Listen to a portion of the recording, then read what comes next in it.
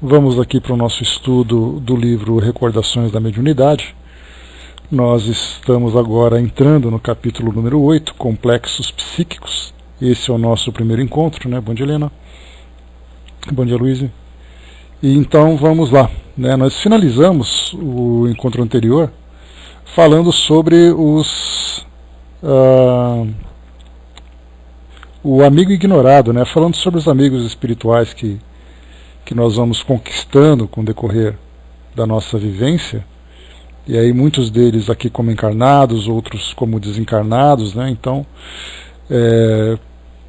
vamos então tendo ali a companhia desses amigos que vão nos dando apoio, nos dando amparo ali durante a nossa jornada.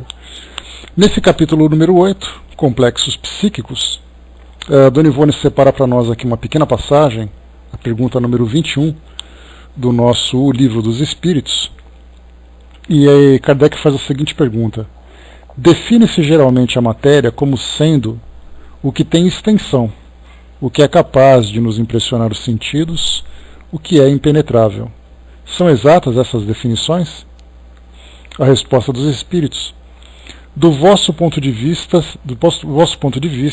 elas o são, porque não falais senão do que conheceis. Mas a matéria existe em estados que ignorais. Pode ser, por exemplo, tão etérea e sutil que nenhuma impressão vos cause aos sentidos. Contudo, é sempre matéria. Para vós, porém, não o seria.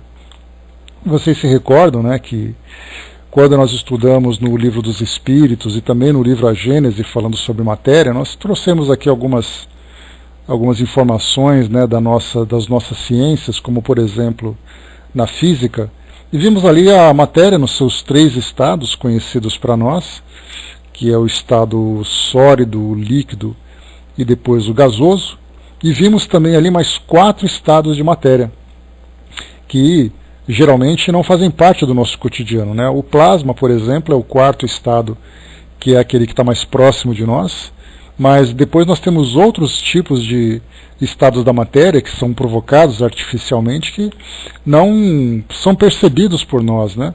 E os espíritos colocam, né, que se no mundo material nós encontramos esses 7 estados da matéria, no mundo espiritual nós temos ali estados muito mais sutis e completamente desconhecidos para a maioria de nós, né? Então, como por exemplo, o próprio perispírito é constituído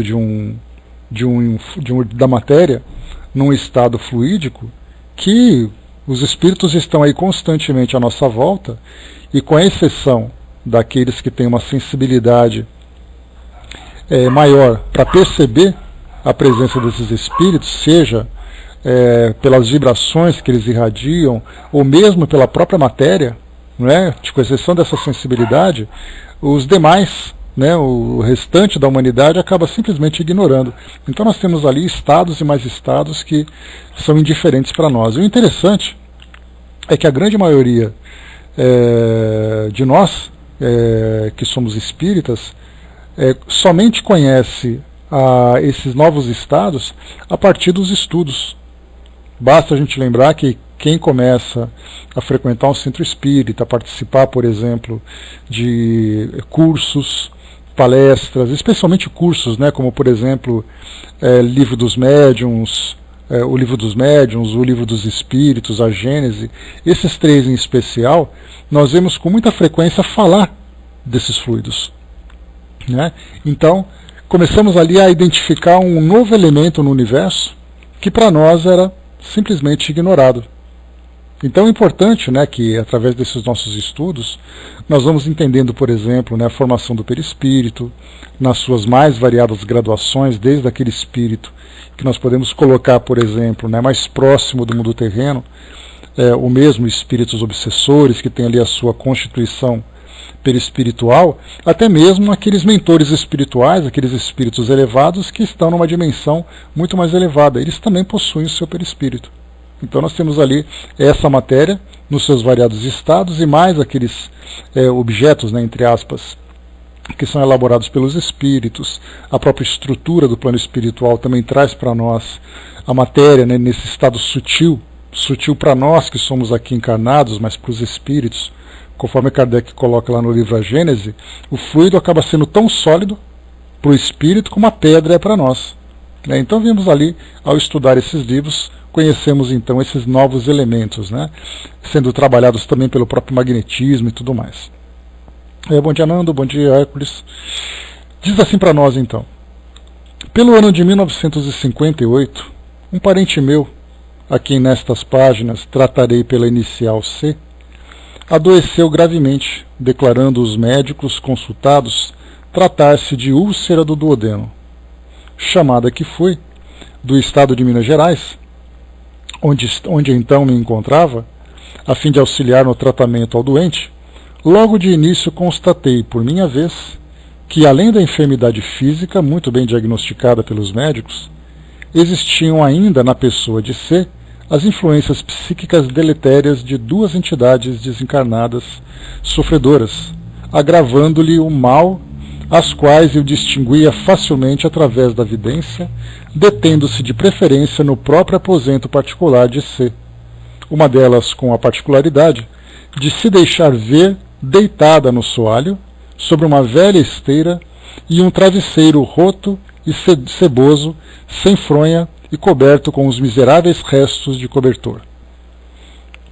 Tratava-se, a segunda entidade, do espírito suicida de um primo de C, por nome Adão, o qual ingerira formicida 2 anos antes e, apesar de haver residido em outro estado da República, e nem mesmo ser muito afim com C, agora se plantava no domicílio deste, como espírito, e era então por mim visto em desatinos pela casa, contorcendo-se em dores e sofrimentos violentos, tais como vômitos constantes, tosse, sufocações, asfixia, aflições desesperadoras, alucinações, etc., e com tais complexos atingindo fluidicamente o enfermo, que externava os mesmos sintomas e tinha os seus males agravados.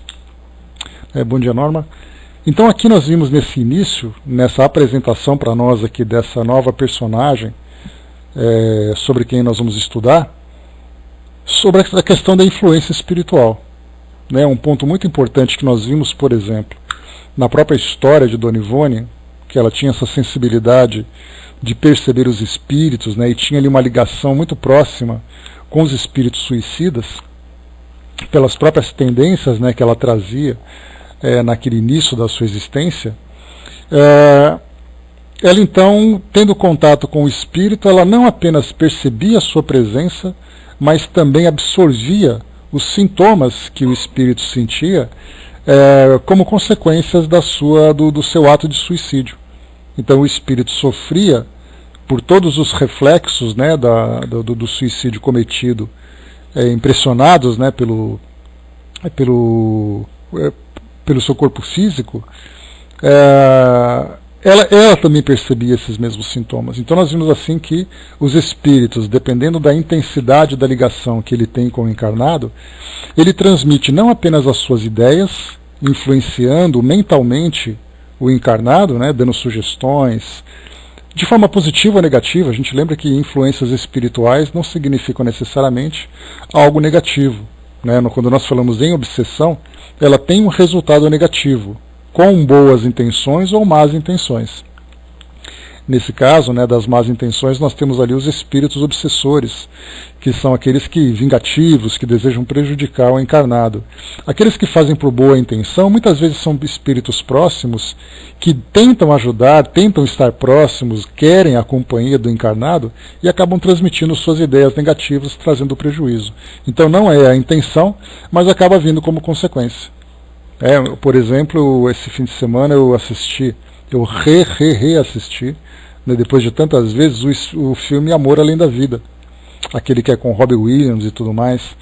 E ali mostra uma cena que depois dele ter desencarnado, devido a um acidente, um atropelamento que teve, que ele acabou desencarnando, ele queria ficar próximo da esposa, que já havia perdido ali, os dois já haviam perdido os 2 filhos também por um acidente de carro. E aí então, ele, para poder consolar a esposa, ele ficava perto, mas quanto mais ele ficava perto, pior ela se sentia. exatamente porque a presença dele intensificava a dor da perda que ela sentia.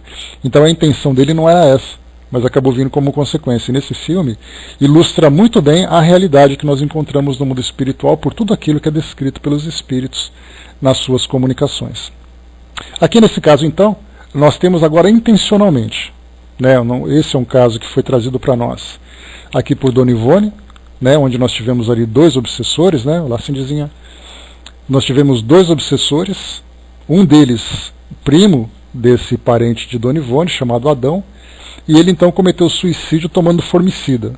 Então nós já podemos imaginar as consequências disso tudo, um envenenamento forte, né, uma agressão muito grande ao seu trato intestinal, né, estômago, duodeno, intestino grosso, todas essas estruturas gravemente prejudicadas pela agressão do veneno que foi ingerido. Por esse espírito estar desencarnado e estar próximo então a esse encarnado, ele começou a transmitir também os seus pensamentos e, por consequência, também os reflexos daquilo que ele sentia pelo seu ato suicida. Então nós vimos assim que muitas vezes coloca-se um espírito, entre aspas, doente, né, com sintomas de doenças que tinha quando estava encarnado, ou mesmo do seu estado psíquico perturbado, próximo a outras pessoas, e ele começa então a transmitir essas mesmas impressões.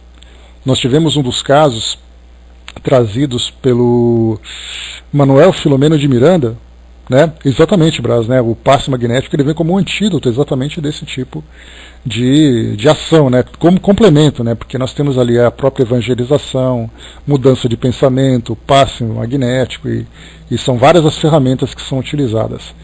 Então no livro, se eu não me engano, Bastidores da Obsessão, Manuel Filomeno de Miranda, né, com psicografia do Divaldo Franco, ele comenta um caso de obsessão em que uma jovem que cometeu suicídio por depressão, ela então foi designada por um grupo de espíritos que queriam prejudicar uma determinada pessoa. Então essa jovem suicida foi designada de simplesmente ficar dentro da casa.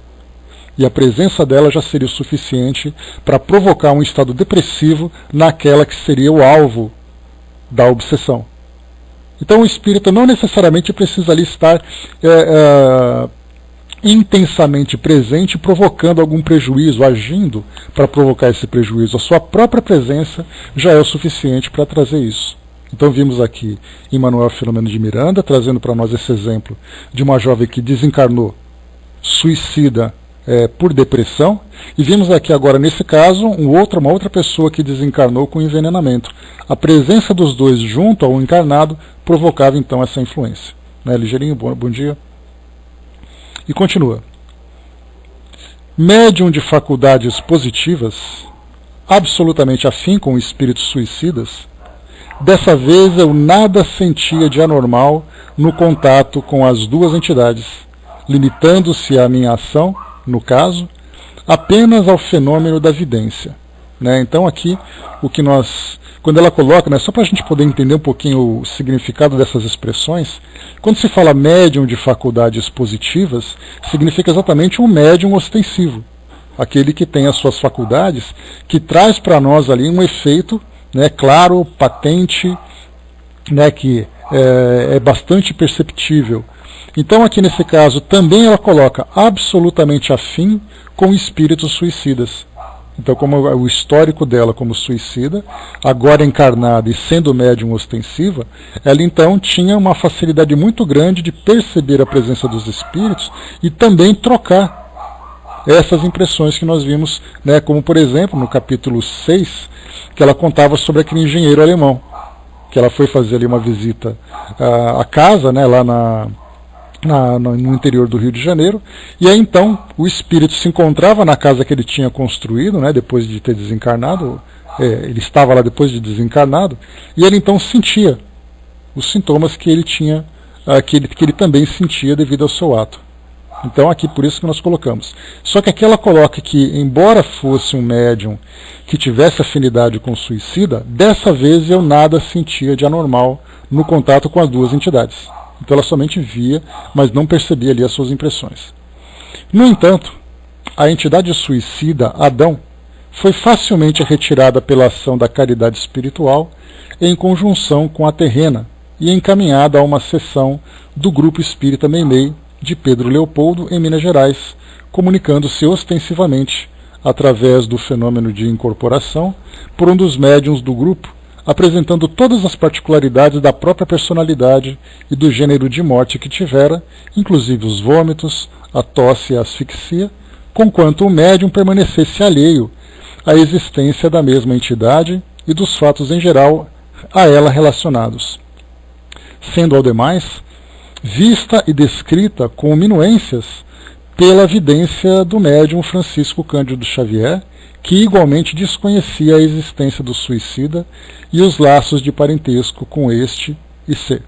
Então aqui o primeiro espírito, então, esse Adão, foi ajudado. E aqui, como eu falei para vocês, muitas vezes o espírito está próximo, sem necessariamente com a intenção de trazer-lhe um prejuízo. Então o fato dele estar ali, provocando aquele mal, muitas vezes ele foi conduzido, foi levado, meio que numa condição de escravo dos espíritos, né? E ali então ele provocava esse mal pela sua própria vibração. E nesse caso, para ele então foi fácil ser atendido, né? Porque bastava então uma ação de caridade que ele já conseguiria então reiniciar o seu trabalho de autocura, vamos chamar assim. Entre mentes, a primeira entidade acima citada não fora retirada e continuava sendo vista por mim frequentemente, materializada e externando singularidades particulares. Tratava-se do fantasma de um homem de cor negra, regulando 40 anos de idade, alto e corpulento, obeso, indicando enfermidade grave, pois dir-se-ia atacado de inchação geral, como quem padecesse de grandes males renais. Os pés, muito visíveis, estavam descalços e traíam inchação impressionante, e a entidade se deixava ver muito pobremente trajada. O meu parente C residia numa casa recém-adquirida no Rio de Janeiro, casa que fora reformada pelo anterior proprietário e que por isso mesmo tomara aspecto assaz agradável. Essa casa, no entanto, fora erguida em terreno onde existira um casebre, sendo este demolido para a nova construção. Como de hábito, ao ingressar na residência de C, comecei a orar diariamente, a hora do trabalho psicográfico, que não fora interrompido. E nessas ocasiões, e ainda em outras mais, às vezes até inesperadamente durante as lides domésticas, minha visão espiritual, ou o que quer que me seja, talvez até mesmo a faculdade psicométrica do ambiente, surpreendia no local da casa um casebre, e em vez do jardim com suas bonitas árvores e folhagens e o piso de cerâmica e cimento, um pobre terreno em ruínas com canteiros de hortaliças ressequidas e alguns poucos galináceos enfesados, além de utensílios imprestáveis esparsos por toda parte. E assim continuei, orando e escrevendo mediunicamente. Eu recebi então os ditados psicográficos do romance Nas Voragens do Pecado, de Charles, até que alguns dias depois, durante novo transe positivo de desdobramento em corpo astral, todo o panorama psíquico que se desenrolava no dito domicílio foi-me facultado pelo Espírito Charles, meu dedicado amigo espiritual. Essa entidade incumbe-me sempre de tarefas difíceis, mesmo penosas, exigindo o máximo de minhas forças mediúnicas.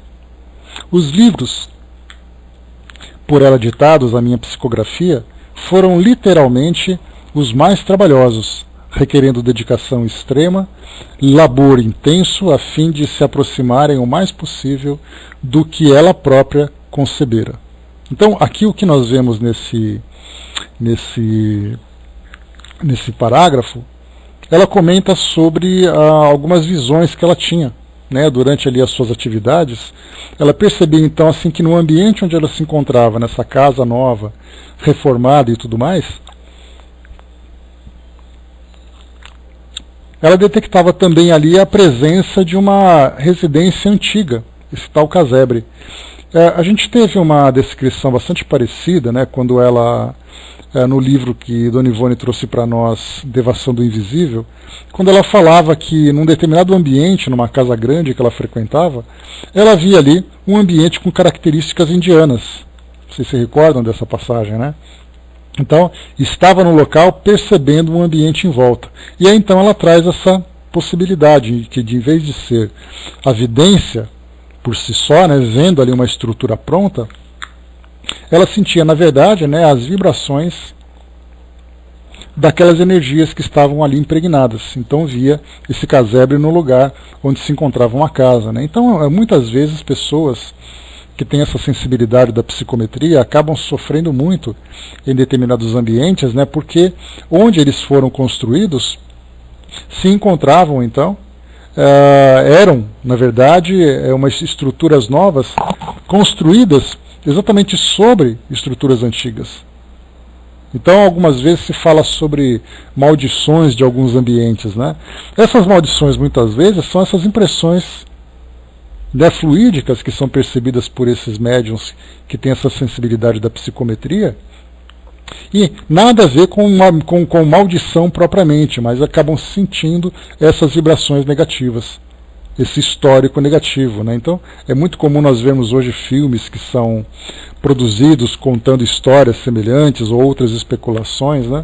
Como, por exemplo, lembrando do filme Poltergeist, aquele clássico, né, dos anos 80, que mostrava ali um conjunto, né, um grande condomínio construído sobre um cemitério indígena. E ali então as entidades começavam a se manifestar para aquela garotinha, né, a nossa Caroline, que era a garotinha protagonista do nosso filme. E ali então, muitas vezes nós encontramos em ambientes comuns, sem aquele terror todo de cinema que é apresentado para nós, mas mostra sim uma percepção, né, muito semelhante a essas que nós encontramos nos filmes. Então é interessante que os filmes ilustram para nós, trazendo ali todos os seus exageros e tudo mais, mas a essência daquilo que é mostrado nós encontramos um paralelo real aqui no nosso mundo físico. Um outro detalhe que nós encontramos também muito interessante foi o documentário falando sobre o edifício Joelma, que teve aquele incêndio no início da década de 1970 e tudo mais, né? Fazendo ali então aquele retorno no tempo, encontraram que ali havia uma residência que também tinha sido cometido um assassinato. Então cometeram ali um assassinato, tinha um poço, jogaram os corpos no poço e tudo mais. Isso também acabou gerando histórias, né, de histórias populares, falando de fantasmas, de maldições e tudo mais. Então, tirando esses exageros, nós vemos então que alguns lugares que são construídos sobre outros, dependendo do histórico que se tem, essas energias continuam ainda presentes e sendo percebidas por médiuns sensitivos. Né? Olá, Edna, beijos. Vamos lá. Na ocasião, isto é, em 1958, incumbiu-me, portanto, de uma das tarefas mais difíceis que me foi dada a realizar, principalmente porque seria a ação exercida em estado de transe mediúnico, no plano espiritual e não no terreno. Tentarei descrevê-lo o melhor possível, visto não ser isenta de interesse para aqueles que se inclinam aos estudos e observações transcendentes do Espiritismo. Aqui vale lembrar também que a Dona Ivone, ela comenta no parágrafo anterior que em desdobramento, que era uma das suas faculdades mais presentes, né, no seu trabalho, ela relatou que em desdobramento ela percebia também essa mesma estrutura ainda presente ali. Inclusive, né, uma casa ali com uma característica de sítio, aquela coisa bem rural, né, com plantas, com animais, e é claro, isso é tudo uma produção mental dos espíritos que estavam ali, e então, mas ela percebia, e estando no estado de desdobramento, isso se tornava mais claro para ela. Então ela foi incumbida pelo Espírito Charles de fazer ali o trabalho de desobsessão e de cura. Então ela comenta aqui com a gente.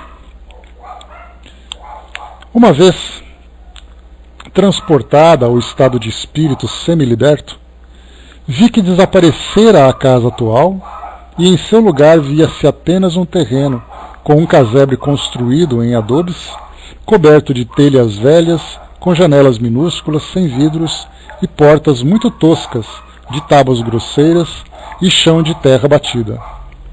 Algumas plantações já arruinadas se deixavam ver, tais como couves, quiabos, gilós, etc. E sobrepondo-se a todas pela quantidade, arbustos de ervilhas com estacas de taquara. Compreendi que ali existira viçosa chácara de hortaliças, mas que a decadência adviera depois, por circunstâncias que no momento não me foi possível compreender. 2 ou 3 galos de briga, tipo chinês, iam e vinham pelo terreno ciscando e cacarejando. Lixo amontoado a um canto e sinais suspeitos de fogo em círculo indicavam a esterqueira para o adubo às plantas, e também que o habitante do casebre fora dado à prática de magias de macumba, entre aspas, como vulgarmente é conhecida a dita prática no dialeto popular brasileiro.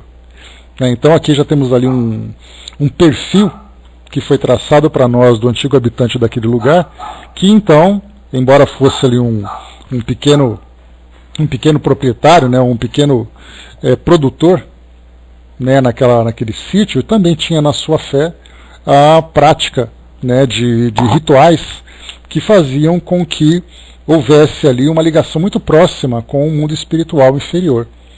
Então é muito mais fácil a gente ter essa definição, como é colocado lá no nosso Livro dos Espíritos, quando Kardec fala sobre os pactos. Então esses trabalhos de magia que são utilizados, nada mais são do que rituais de oferendas, rituais de pactos que são feitos entre encarnados e desencarnados para ter ali um objetivo de interesse dos encarnados, mas que por sua vez também traz ali um benefício para os desencarnados. Então isso aí tudo, como Dona Ivone chamou aqui entre aspas de macumba, né? E que tem outras definições, né? Macumba pode ser chamado de um instrumento musical, de uma árvore que existe na África. Então, mas aqui no Brasil, como Dona Ivone bem colocou, né, e com muito cuidado também, vulgarmente conhecida a dita prática no dialeto popular brasileiro. Então, por mais que a gente tente definir a ideia desse tipo de pacto, desse tipo de ritual, a expressão é a mais conhecida aqui no nosso ambiente. Um negro, ainda moço, ou o seu espírito corpulento, simpático, cuidava das ervilhas com muita atenção, amarrando-as com tiras de imbira às estacas. Usava camisa branca andrajosa, calças escuras com muito uso e sujas de terra, chapéu de feltro velhíssimo, e tudo oferecendo visão de extrema pobreza e decadência. Pés descalços, inchados, como que atacados de elefantíase, enquanto o corpo reluzia deformado pela inchação. Então aqui elefantíase, a gente lembra, é uma doença que provoca inchaços nos pés, provocando grandes deformações, aqueles pés enormes, mesmo parecendo patas de elefante. Então mostrava que essa doença que ele tinha era uma doença então que não apenas se concentrava no pé, mas provocava também outras deformações. Então ela via esse indivíduo com essas características. Com a continuação do fenômeno nas noites subsequentes, e com a orientação do espírito guia Charles, fui informada de que aquela entidade chamara-se Pedro, quando encarnada, residira no casebre e que agora desencarnada continuava no mesmo local, fixando o pensamento no cenário passado e por isso mesmo construindo-o ao derredor de si para seu desfruto ou seu infortúnio, à força de tanto recordá-lo, sendo, portanto, esse o seu ambiente imediato, ou seja, tipo de criação mental sólida, idêntica às analisadas pelo sábio professor Ernesto Bozano em seu interessante livro A Crise da Morte. O cenário dava, pois, até a mim mesma a ilusão da mais positiva realidade, quando nada mais era do que a criação mental, inspirada pelas recordações fortes do passado sobre a matéria quintessenciada ou força cósmica universal disseminada, como sabemos, por toda parte. Esse trecho aqui é uma explicação que ela traz para nós, ilustrando a capacidade que existe da construção de estruturas no plano espiritual apesar a partir da fusão, então, da força do pensamento com os fluidos que são, então, né, manipuláveis no plano espiritual. Então, muitas vezes a gente tem aquela discussão, né? Será que existe alguma estrutura no plano espiritual? Será que não existe? Para onde os espíritos vão depois que desencarnarem? Fala-se sobre casas, fala-se sobre hospitais, escolas e outras tantas estruturas. Será que isso é possível? Então, na verdade, assim, para que a gente possa ter uma comprovação mais clara, né, o que Kardec apresentava para nós lá no Livro dos Médiuns e também algumas passagens da Revista Espírita, falava sobre roupas, falava sobre objetos, mas não se falava, por exemplo, sobre grandes estruturas. Ou se tocava nesse ponto, era acima de en passant, né, uma coisa muito discreta, sem maior profundidade. Mas aqui nós tivemos então, né, como foi colocado para nós aqui por Dona Ivone, no livro A Crise da Morte, de Ernesto Bozano, né, um grande estudioso dos fenômenos físicos, né, e outros fenômenos também espirituais da doutrina espírita, lá no começo do século XX, se eu não me engano, para aquele tempo. Então, na verdade, o que Dona Ivone apresenta daquilo que ela percebeu, daquilo que ela viu, vai ao encontro daquilo que foi trazido na teoria a partir desse estudo de Ernesto Bozano.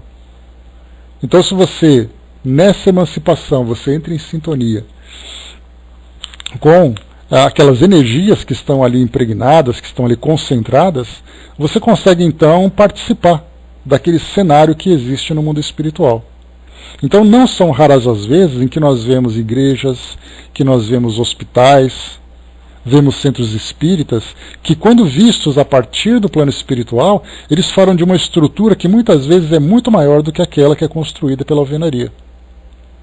Então nós temos ali um centro espírita onde as pessoas frequentam, e depois eles falam que o centro espírita tem 3, 4 andares, né, a partir dessa aparência fluídica. Nos hospitais a mesma coisa, nas igrejas a mesma coisa. Vemos ali aquela igreja pequena, né, muito bem frequentada, muito bem dirigida, né, nos trabalhos de divulgação dos evangelhos e tudo mais, mas em volta dela nós encontramos ali uma grande estrutura de socorro, onde concentra ali espíritos trabalhadores, espíritos que são atendidos e tudo mais. Então vemos ali estruturas que vão se sobrepondo, mas em dimensões diferentes. Uma no mundo material e outra no mundo espiritual. Então essa ilustração que ela traz para nós, vendo ali o espírito trabalhando, né, vivendo aquela realidade mental que ele criou, traz para nós ali um precedente interessante para entendermos exatamente como funcionam essas estruturas do plano espiritual de atendimento, de recolhimento dos espíritos recém-desencarnados. Quando o espírito diz assim, olha, eu desencarnei e fui atendido num hospital no plano espiritual. A primeira ideia que se tem é, não existe hospital no plano espiritual, porque no plano espiritual não existe nada de estrutura. E aí então nós encontramos médiuns que a partir do desdobramento, ou mesmo a partir da vidência, encontram essas estruturas. Então nós vamos negar um lado e deixar e aceitar o outro, né? Então nós ficamos naquela grande dúvida, colocando inclusive até mesmo o equilíbrio do médium para saber se realmente ele está vendo aquilo ou se é apenas uma ilusão que ele criou. Aí nós temos um médium, né, uma médium como Dona Ivone, né, que tem credenciais respeitáveis, que trazem para nós então esses relatos, assim como também já o fizeram Chico Xavier, Divaldo, Raul Teixeira e outros tantos médiums que têm essa capacidade da vidência ou mesmo do desdobramento. O Brás colocou, né, ali uma suposta psicografia do ex-governador Eduardo Campos, em que ele fala que a colônia espiritual em cima do Planalto Central. Fala de uma colônia espiritual em cima do Planalto Central. Brás, a gente tem uma dificuldade muito grande de lidar com essas informações, porque muitas vezes elas são muito especulativas, elas acabam deslumbrando, né? Eu tenho uma reserva muito grande nesse sentido. Quando se fala sobre essas estruturas, essas comunidades no plano espiritual, então assim, eu sei que elas existem, a partir dos estudos que eu tive a oportunidade de realizar, de participar com vocês e tudo mais, aceito isso com absoluta naturalidade. Agora, quando você fala que existe aquilo em tal lugar, que tem aquela característica, eu já fico um pouco de reserva. No caso, por exemplo, de André Luiz, ele comenta no início do seu livro sobre ele fala no início do seu livro sobre o posicionamento da colônia Nosso Lar sobre o Rio de Janeiro. Então nós encontramos algumas publicações, como por exemplo no próprio Facebook, em que nós temos ali mais de 10 colônias que são apresentadas em diversos livros, inclusive falando sobre as suas localizações, sobre o perfil de cada colônia, né? Elas concentram então, cada colônia concentra um determinado grupo de espíritos com intenções, umas voltadas para socorro, outras voltadas para a natureza, outras voltadas para abrigar apenas colônia de habitação mesmo, né? Então cada um fala uma coisa. Então eu tenho muita reserva sobre isso, né? Até porque, conforme os espíritos falam para nós, o mundo espiritual ele é permeado de habitações, né? Então falarmos que essa é aquela, a gente acaba ficando até um pouco tendencioso, né? Porque acaba se valorizando aquela que é mais conhecida em detrimento daquelas que não são conhecidas. Então você fala assim, qual é a colônia que você acha que é mais famosa, qual você gostaria de ir? A maioria vai dizer, eu quero ir para Nosso Lar. Mas existem tantas e tantas outras colônias que têm ali as suas virtudes, têm ali o seu trabalho e tudo mais, que a gente acaba ficando limitado nesse nosso modo de pensar, né? Eu acho que, e não apenas, né, Digeirinho, porque quando se fala sobre essas estruturas para abrigar os espíritos, para dar esse abrigo, preparação, estudo e tudo mais, nós falamos do nosso planeta. Então dá para a gente entender, assim, quando você fala da Europa, por exemplo, quantas e quantas estruturas, né, quantas comunidades existem nesses ambientes. Aquele monte de gente concentrada num lugar só, então em vários países e tudo mais. Então alguns livros que são trazidos para nós trazem assim, informações, né, que são percebidas assim de passagem, porque o foco não é falar da colônia, mas está contando uma história que passa por ela. Então o pessoal vai anotando, né, olha, foi falado dessa colônia, em tal lugar e tudo mais, e vai anotando. Então depende do livro que você lê, depende da confiabilidade que o livro tem, do tipo de assunto que é tratado nessa obra, né? Então, assim, saber que existe a gente sabe, né? Mas daquilo que é descrito, daquilo que é popularizado, né? Nós temos uma facilidade muito grande de ficar repassando essas informações sem ter ali um estudo mais apropriado. Então eu tenho bastante reserva quanto a isso. A Angelina colocou, né, a senhora que atendemos, né, hoje consciente, fala que não via a casa dela, via outra, com pessoas diferentes e vários animais, né? Então, temos ali também vários depoimentos que reforçam aquilo que já foi tratado nos livros, então, né, só que agora de um modo mais prático, né? Por exemplo, só para vocês terem uma ideia de um depoimento interessante, né, que eu já cheguei até a comentar com vocês há algum tempo. É uma prima minha que é médium ostensivo, né, já falei muito dela para vocês aqui, vidência, audiência, psicografia e tantas outras faculdades, né, num grau bastante elevado. Houve um momento em que ela passava por certo desequilíbrio, exatamente em virtude de uma gestação que ela teve e tudo mais. O bebê que nasceu, ele teve 3 dias de vida apenas, né? Eu já falo sobre ele de Cindizinho. Então ele teve ali uma vida de 3 dias apenas, né? Teve ali complicações durante o parto e infelizmente acabou desencarnando. E depois, claro, né, como toda família frustrada, vem aquela dor de desmontar aquela estrutura que foi construída, né, com berço, com roupas de criança, fazer doações e tudo mais. E ele então estava mexendo no quarto dela, né, carregando algumas caixas com produtos que já tinham sido comprados e tudo mais. Então ela passava na porta desse quarto, onde ficaria o quarto da bebê, e ela viu ali, né, pela faculdade que ela tinha, ela via ali alguns espíritos também tirando alguns equipamentos que estavam lá. Também ali, vamos dizer assim, encaixotando coisas, só que agora do lado deles. E ela de imediato, vendo aquela cena, né, com a visão ostensiva, com a vidência ostensiva que ela tinha, ela então pensou, né, mas por que, né, se os espíritos sabiam que o bebê ia desencarnar, por que eles tinham se dado ao trabalho de preparar tudo aquilo? E aí então o espírito, percebendo o pensamento dela, virou-se para ela e falou assim, nem tudo nós sabemos. Tem coisas que nós também não temos conhecimento. Então no mundo espiritual acontece muitas vezes a mesma coisa.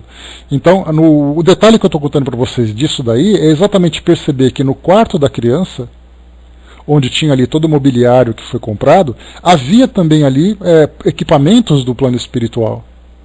para que serve, como era, isso a gente não faz ideia.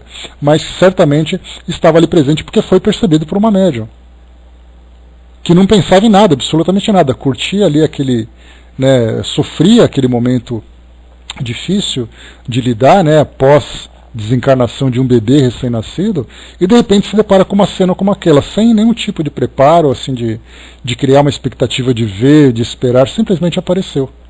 Então, se dentro da sua casa você encontra uma estrutura paralela, a gente pode imaginar fora o que tem também.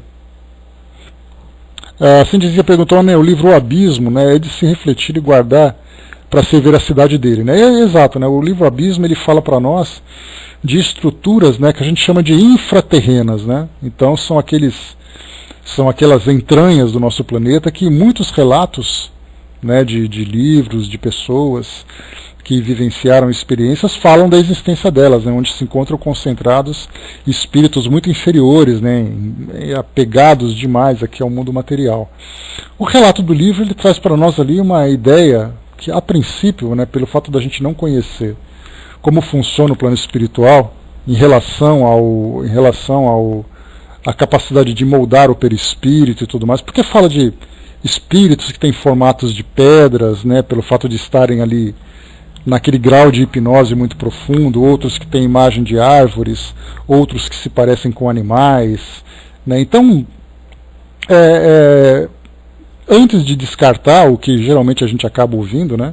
Pessoas que leem e falam assim, não, esse livro aqui só fala muita fantasia, vamos jogar fora. Eu pego ele direitinho, guardo ele na prateleira e espero chegar ali novas informações para poder reforçar tudo aquilo.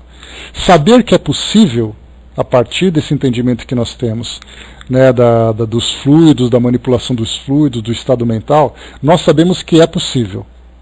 Se existe de fato, aí já é uma outra história. Então a gente mantém a reserva na comprovação da existência daquelas descrições. Não mais, né, eu acho que nós não temos mais necessidade, a partir dos nossos estudos, de comprovarmos se é possível ou não existir uma coisa como aquela. Isso para mim já não tem mais dúvida nenhuma. Pelo menos assim, naquilo que eu estudei, naquilo que eu consegui compreender desses relatos todos, eu já superei essa primeira etapa. De saber se é possível ou se não é. Sim, é possível. Agora, o que é possível a partir dali? Aí são todos esses relatos que vão chegando para nós, muitas vezes de um modo muito solto, de um modo muito incompleto, de um modo muito fragmentado, superficial, e aí é que gera tantas confusões. Até porque não tivemos aquela comprovação a partir do método que Kardec utilizou de fazer ali um estudo comparativo, de fato, né, do controle universal dos espíritos, quando vários falavam a mesma coisa, Kardec comprovava, tirava ali a prova, né, fazia ali uma entrevista com os espíritos para comprovar. Como nós não temos mais esse acesso, né, ou temos grande dificuldade com ele, a gente simplesmente guarda e espera ali chegar mais coisas para a gente ter uma ideia melhor. Né, e esse Abismo não é o único livro que fala sobre isso. Basta a gente lembrar, por exemplo, né, que embora não se fale de abismos e tudo mais, o livro, por exemplo, de André Luiz, Libertação, fala sobre aquelas colônias, né, colônias de espíritos inferiores que têm ali aparências, né, de castelos, de ruínas e tudo mais. Então é possível que seja? Sim, é possível. Agora, o que existe de fato? A gente aguarda o momento de uma comprovação melhor. O Brás colocou, já tive muitas experiências fora do corpo, mas a que mais me impressionou foi o momento que dialoguei com um árabe, né, nem eu sei falar árabe, nem ele língua portuguesa, mas eu falava em português e ouvia a sua fala como se fosse em português. Mas é bastante simples, embora seja impressionante, né, Brás? Os espíritos já falam para nós, Dona Ivone mesmo, no livro Devassando do Invisível, ela comenta que ela tem contato com espíritos que falam outras línguas e ela coloca exatamente o ponto principal, que é os espíritos conversando através do pensamento. Porque no nosso raciocínio, né, a impressão que se dá é que nós aprendemos em português. Aprendemos a pensar em português. Né? Está lendo, né, Norma? Então você está vendo aqueles relatos que falam sobre essas estruturas também. Né? Então nós temos ali, né, o pensamento, ele não é limitado pela língua, né, não é limitado pelo idioma. O pensamento ele tem uma força própria. Ele tem uma característica própria. Somos nós que, a partir do pensamento, articulamos as ideias para poder transmiti-la no idioma que nós conversamos. Então é como se fosse assim uma graduação. O pensamento, ele é livre e é universal.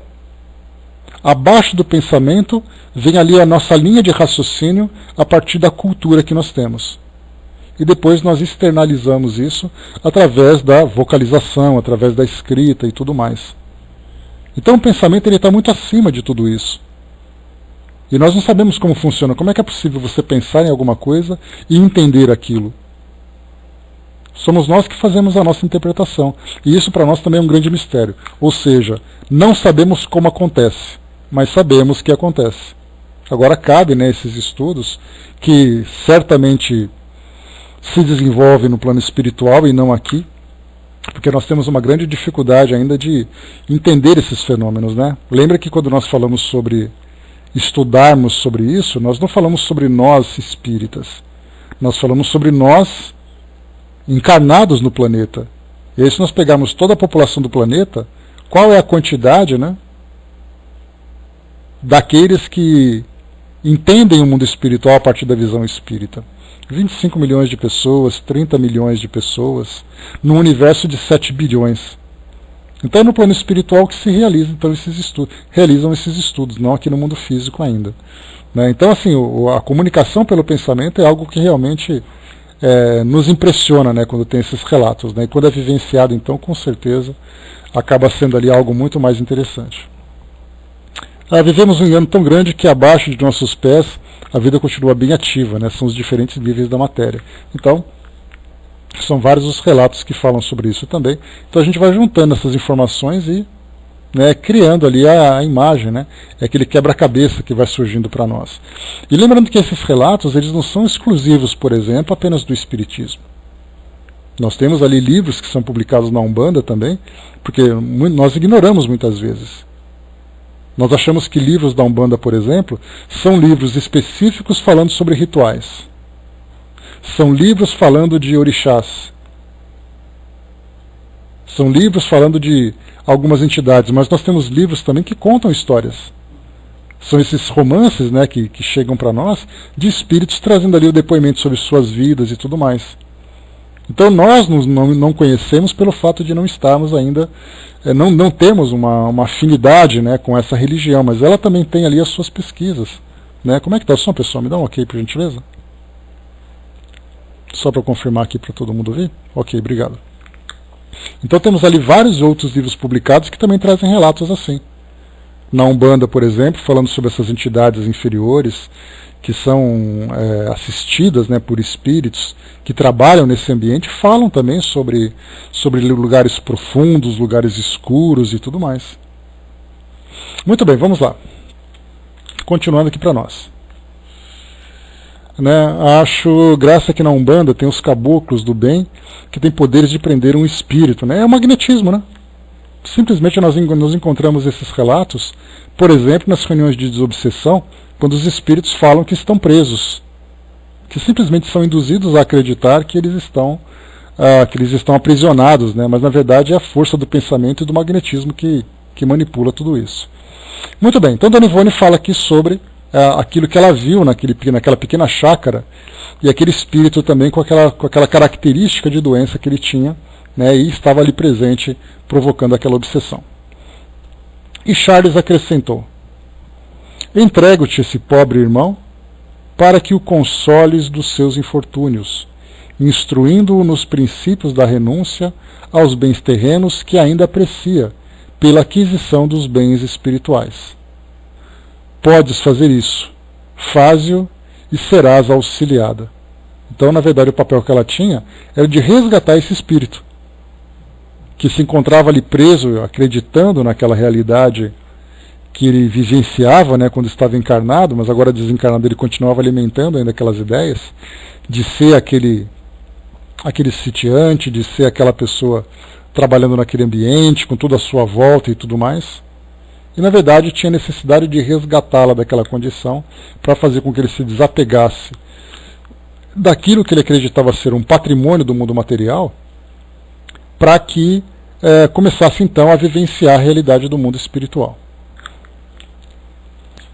Compreendi que em sólida confusão se estabelecera no entendimento do pobre espírito, o qual se via nova casa no local da sua, e a reforma geral do terreno. Também continuava vivendo no seu amado casebre, o que equivale dizer que, criando ele mesmo o seu ambiente, através das recordações fixadas na mente, residia como espírito entre nós outros, os moradores do prédio novo, ao passo que, se deitava na sua velha esteira, eu distinguia deitado no soalho do próprio quarto de dormir de C. Então o espírito deitava ali no chão da sua casa, do seu casebre, e ele era percebido por Dona Ivone deitado no quarto daquela pessoa. Então olha que interessante, um primo suicida e aquele espírito que continuava morando na sua antiga residência. Esses dois espíritos adoecidos mentalmente provocavam então esse reflexo sobre o doente. Eis aí então que ele acabava sofrendo os efeitos secundários da doença que ele já sentia. A verdade era que tal fora a série de sofrimentos físicos que atingira o chamado Pedro, quando homem, que agora, traumatizadas a sua mente e respectivas vibrações, transportara para o perispírito os complexos do estado de encarnação, conservando por isso mesmo as aparências da antiga enfermidade e os sofrimentos outrora experimentados. Kardec já explorou bastante sobre isso, inclusive nós estamos estudando sobre esse assunto no livro O Céu e o Inferno, que nós vamos retomar amanhã. Estamos falando sobre o passamento, as diversas situações que influenciam na desencarnação do espírito, e depois teremos as entrevistas mostrando que muitos entrevistados por Kardec continuavam no mundo espiritual sofrendo os efeitos da causa da sua desencarnação. Seja uma execução, seja um acidente, um suicídio, uma doença, o espírito continuava sentindo isso, inclusive sangrando, com fraturas, com deformidades. Então aquilo que Kardec traz na base da codificação, Dona Ivone ilustra para nós aqui mostrando esse espírito, com aquela doença que ele tinha quando encarnado e continuava mantendo quando desencarnado. O volume do seu corpo rotundo, ou do seu perispírito, nada mais era, portanto, do que ecos mentais da inchação que lhe atacara o corpo carnal, proveniente de dolorosa doença nos rins, que degenerara em terrível câncer que lhe invadira totalmente as entranhas, causando-lhe o decesso físico. Tudo indicava que ele, Pedro, vivera pobremente, do produto de sua pequena horta, e que mais tarde, advindo a enfermidade inclemente, tornara-se miserável, assim morrendo à míngua de recursos. Tratava-se, como se vê, de um pobre ser assaz ignorante e não propriamente mau, mas difícil de se convencer do estado anormal em que vivia, dado realmente a sua pequena capacidade de compreensão das coisas. Então vemos claramente aqui uma situação de influência espiritual, que não necessariamente era um caso de obsessão. E essa influência espiritual era negativa devido às condições de desequilíbrio dos dois espíritos, mas não tinham nenhuma intenção de trazer um prejuízo para eles. Um se aproximava pelos laços familiares e o outro, por acaso, por ter habitado aquele mesmo local onde foi construída a nova residência.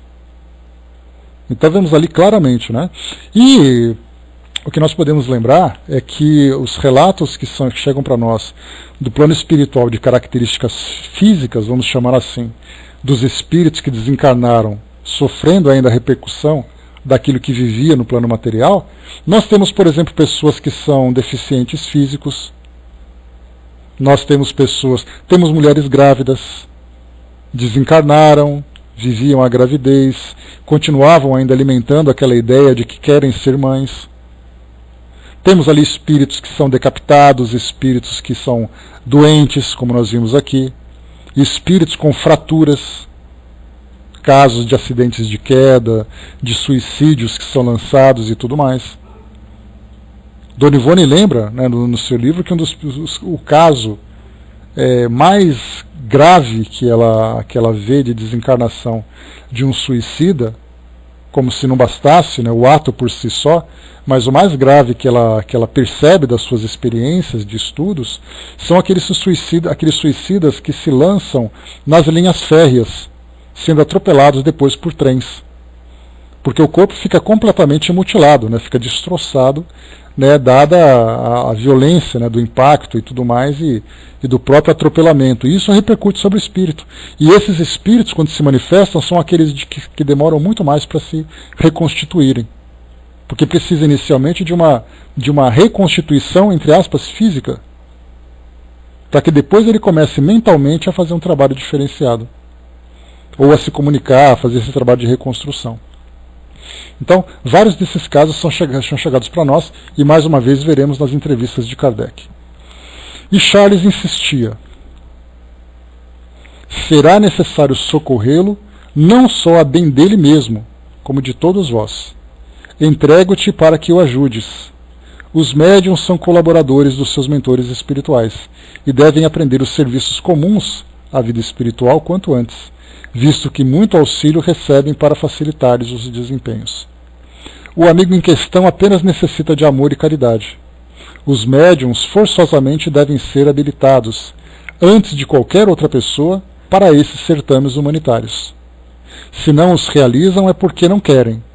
E a mulher, com as tendências maternais que lhe são próprias, obterá resultados superiores com a prática da mediunidade bem sentida e compreendida em todos os seus ângulos. Aqui o que ela chama atenção é que as mulheres que são médiums e que trabalham com esse tipo de atividade de resgate, né, são muito mais sensíveis à dor do espírito exatamente por esse instinto maternal. Então são mais carinhosas, né? Diferente, por exemplo, imaginar-se um espírito com uma personalidade masculina. E ele vai socorrer um espírito que também tem personalidade masculina.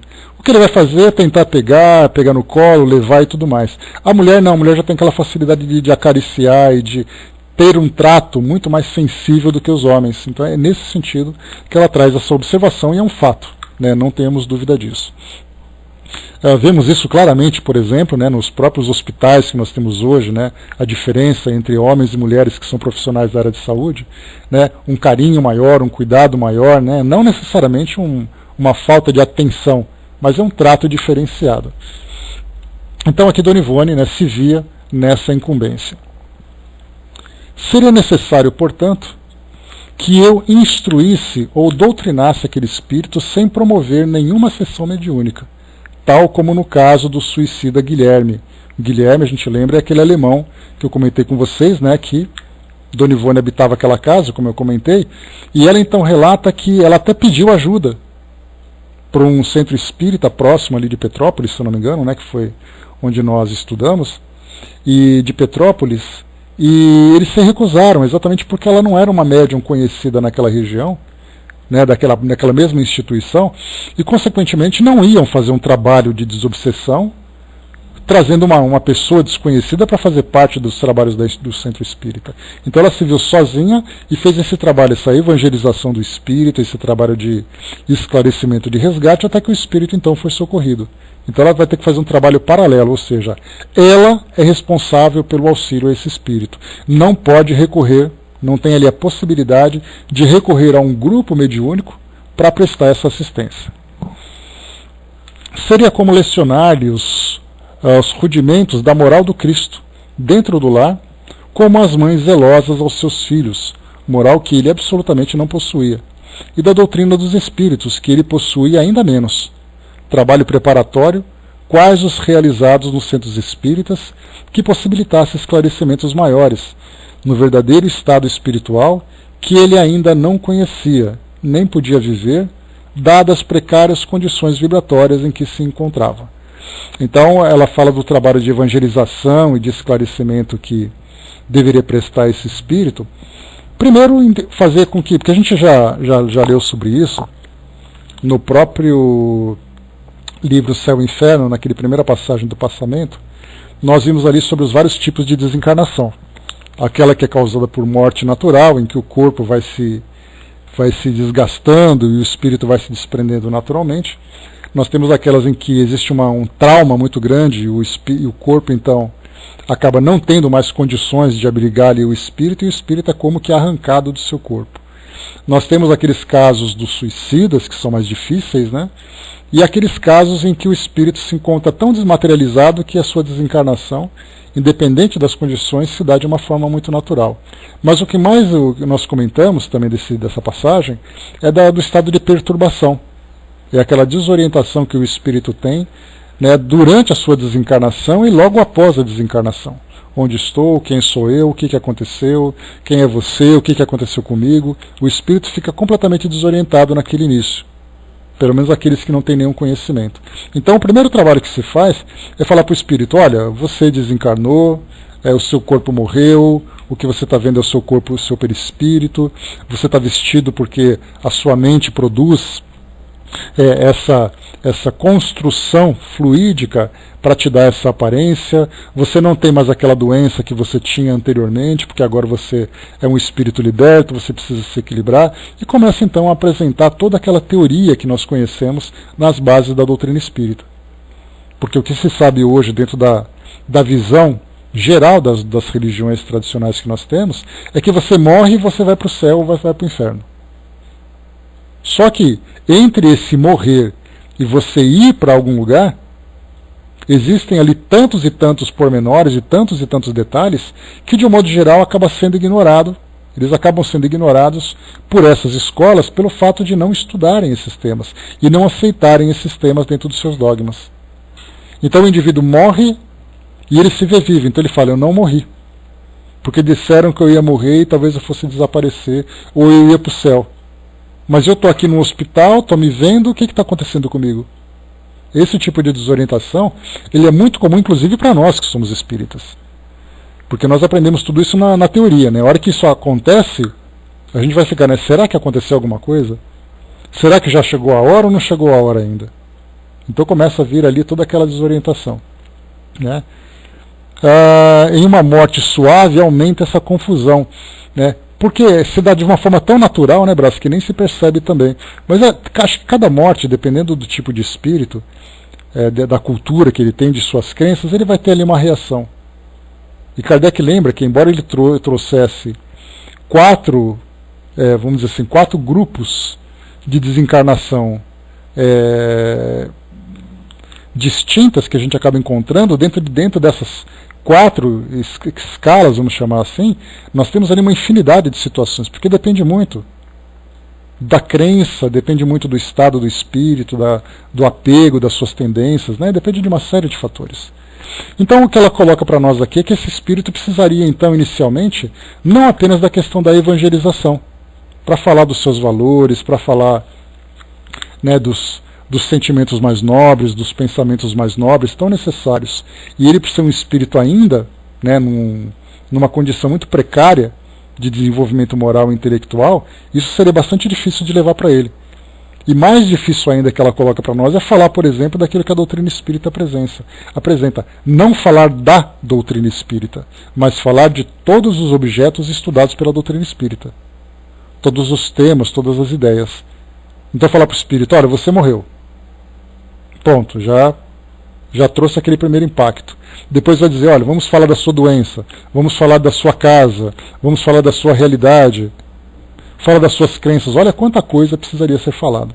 Então esse é o tipo de processo que é realizado nos trabalhos de desobsessão, em que o espírito muitas vezes é um obsessor, ele sabe que desencarnou, mas não tem valores para isso, precisa então evangelizá-lo. E muitas outras vezes espíritos se manifestam em centros espíritas sem se darem conta que morreram. Aí então vem a evangelização e o esclarecimento dessa nova realidade. Muito bem, vamos lá.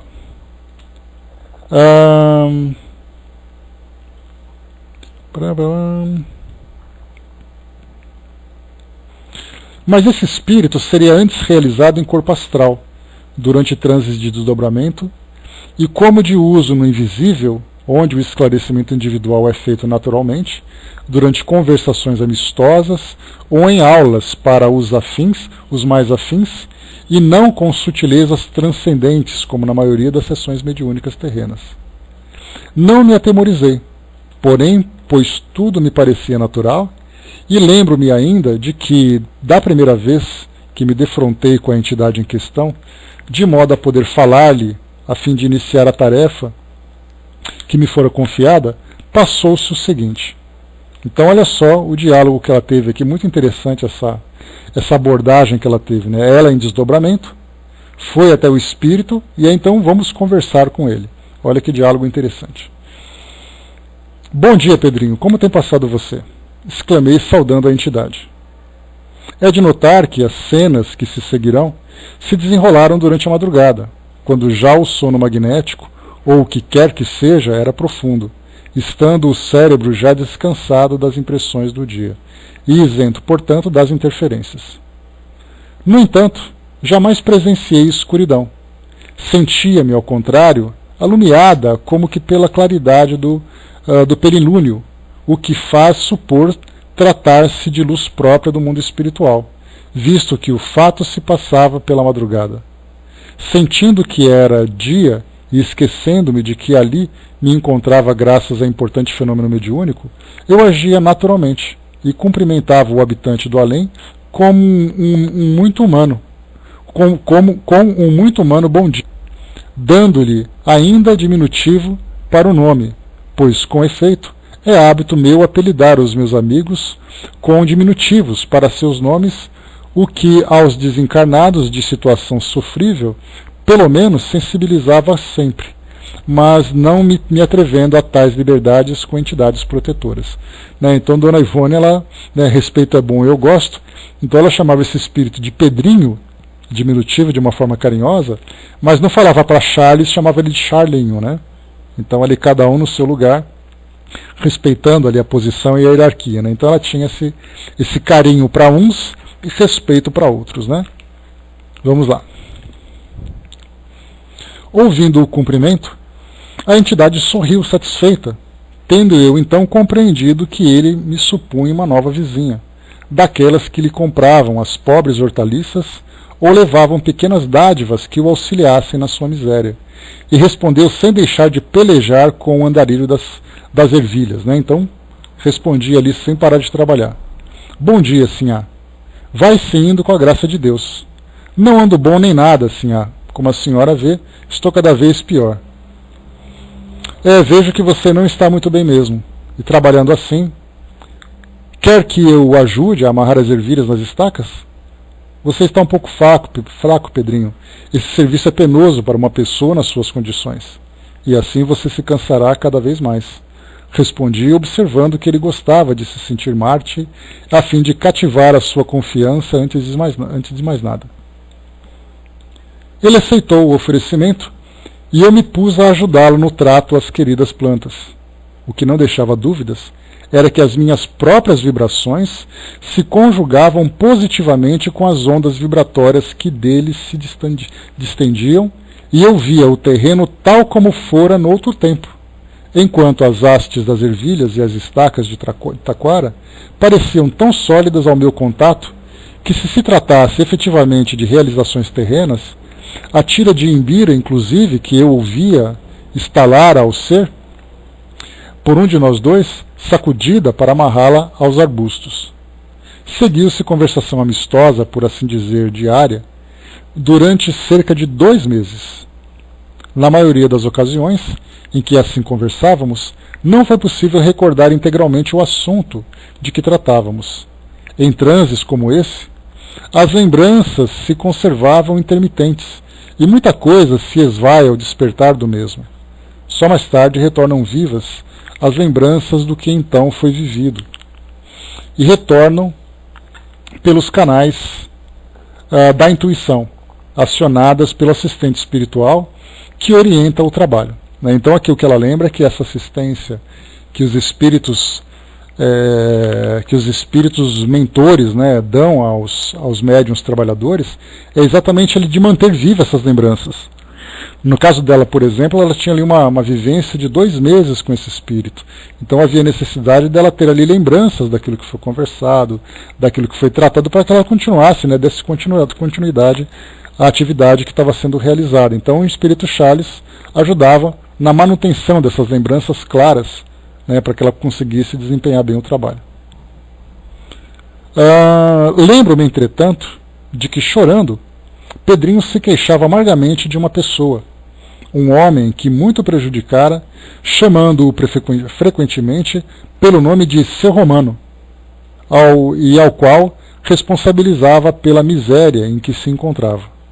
Não raro, durante esses colóquios espirituais, eu me via sentada sobre um caixote velho ao lado de meu pupilo, no quintal, ouvindo relatar os próprios infortúnios, enquanto, igualmente sentado, chorava e ouvia depois as lições de instrução evangélica e rudimentos da doutrina espírita sobre a vida no além-túmulo, que eu lhe transmitia, o único bálsamo que a inspiração de Charles me fornecia para lhe aliviar as amarguras. Eu lhe dava então a misericórdia de Deus, que não desamparava o sofredor, que nele confia, ou da bondade de Jesus, sempre pronto a auxiliar os necessitados, assim levantando a esperança no seu coração e contando-lhe histórias educativas nas quais Jesus aparecia no esplendor da sua vida prática entre os homens, ou seja, na ação dos seus serviços junto ao próximo. Pedrinho era qual criança, dispondo de pequena capacidade de entendimento para instruções mais amplas, incapaz de forças de penetração para outra forma de esclarecimento. Deixa eu ver aqui. Falava-lhe das curas realizadas por Jesus nos cegos, nos paralíticos, nos leprosos, acrescentando que aquele que tais curas fizera outrora, também certamente estenderia sobre ele sua mão protetora a fim de permitir-lhe a cura, de que tanto necessitava, para os seus diversos males. Falava das parábolas mais assimiláveis pelo seu entendimento, da ressurreição da filha de Jairo e da de Lázaro, procurando acentuar intencionalmente a atenção dispensada pelo Mestre às crianças, aos pecadores e aos doentes, sua grandeza espiritual pelo emissário divino, seu amor à humanidade, seus sofrimentos heroicamente suportados, o generoso perdão concedido aos que haviam perseguido. Certa vez, exclamou ele, provando que assimilava o ensinamento: Ah, sinhá, se eu vivesse no tempo dele, não é verdade que ele me curaria dessa minha doença também? O tempo é sempre o mesmo, Pedrinho. O Divino Mestre não nos abandonou, e estou certa de que há de curar também sua doença. A cura já começou, meu irmãozinho, e dentro em breve você não sentirá mais nada do que vem sofrendo. Estará fortalecido e feliz para conquistar o futuro. Aqui depois ela continua, né, dando mais explicações para ele. Então a gente vai parar por aqui, né, já deu o nosso horário. E na quarta-feira, então, a gente continua fazendo aqui a leitura, né, desse capítulo 8 sobre as emanações psíquicas, né, que é o tema, os complexos psíquicos, que é o tema